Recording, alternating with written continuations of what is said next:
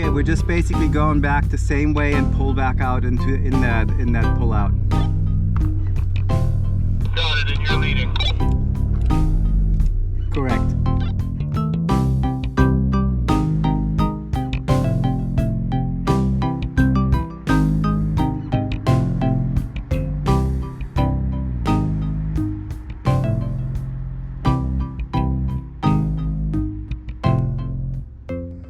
And that's how you do that.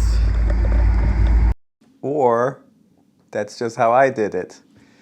This is The Creative Drift, a show where I talk about my experience as a creative and a photographer. Today's Sunday, May 3rd, and I photographed a pretty Ferrari this week. I've been doing automotive photography for a while, actually for a long time, but more for work or for assignment in the last couple of years. And I had this opportunity to photograph this beautiful Ferrari SP3 Daytona here in Santa Barbara, and so I jumped on it. Took a little bit of moment to set it up, scheduling, but we shot it in the garage, and then we also went on the road and got rolling shots. Now, yes, should you wear a harness? Probably. But the harness restricts. It's difficult. There's a certain end point where then it holds you. So if you want to lean out a little further, you need to set that up beforehand. And I don't know. I had that red strap there. I felt good about that. We're going 35, 40 miles per hour max, slow enough to, there's no jolting. My driver, my friend Matt Dyka, props to you, very smooth. That's what you want, experienced driver for the camera car. So yeah, just sort of hung out the back of the car for the rolling shots, trying to time it with late afternoon sun where it's nice and warm and directional. And trying to find, of course it's always, you're in a moving car shooting another car. So finding the right angle is, you shoot a lot, let's put it that way. It's like it's a lot of frames to sift through afterwards. And really what I was looking for was 2 or 3 different frames in that scenario. I wanted to get the sort of 3/4 back shot, follow shot, 3/4 front shot, and then a head-on shot. And I got all of those, so I was happy. We only did 25 minutes of driving. And then before that, we shot in the garage, and I anticipated shooting this after the rolling shot, so I thought it was going to be dark out, but it wasn't. And there was a bunch of windows up top. And I had borrowed these non-tube LED lights that I wanted to play with, and they just weren't quite powerful enough to overpower the ambient light. I had this idea of having it pitch black and then basically using long exposures and using these lights and actually moving them around the car.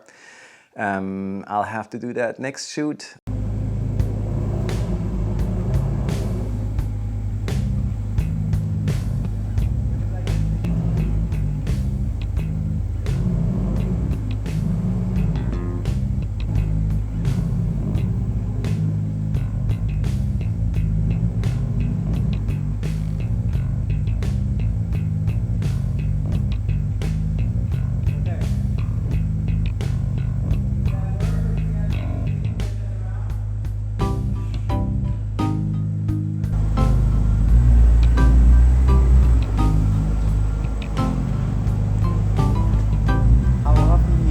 SP3 and an F80 together.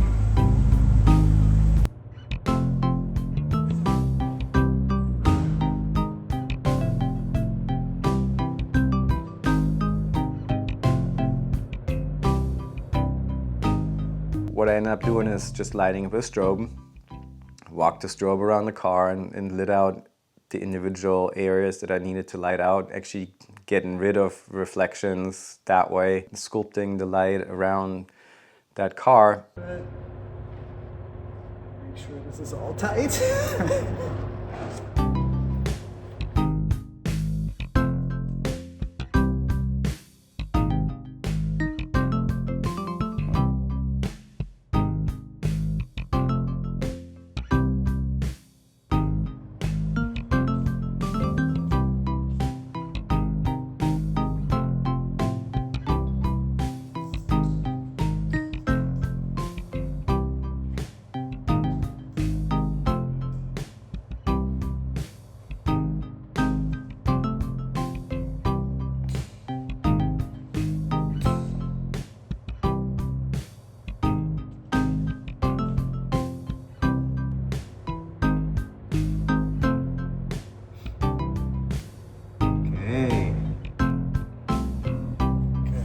just a matter of bringing this thing around a bunch.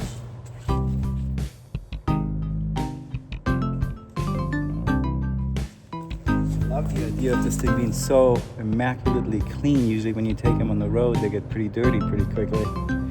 Ooh, that's pretty.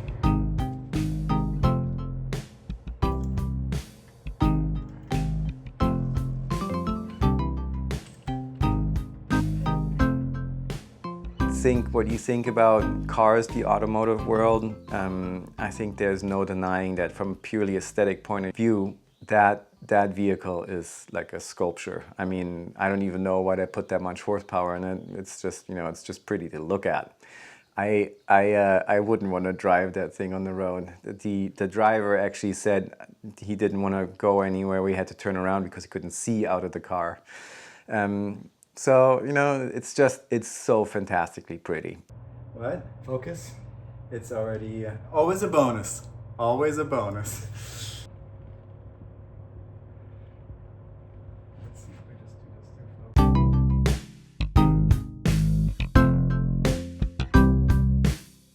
through. Yeah, so we shot a couple angles in there, and then right as we're done, I got to sit in this 1990 F40, which of course is a childhood, you know, iconic vehicle. I mean, it's probably one of my favorite cars of all time. That thing is just so brutal in everything that it does. I mean, I don't know, it's just an amazing car. So sitting in that car was amazing. 80s supercar.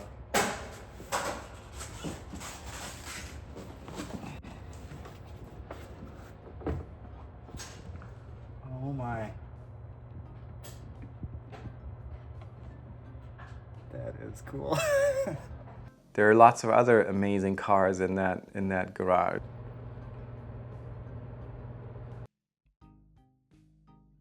So maybe there'll be other cars in the future to photograph. Also, there may be another car shoot next week or this coming week. So hang tight for that. And that's it.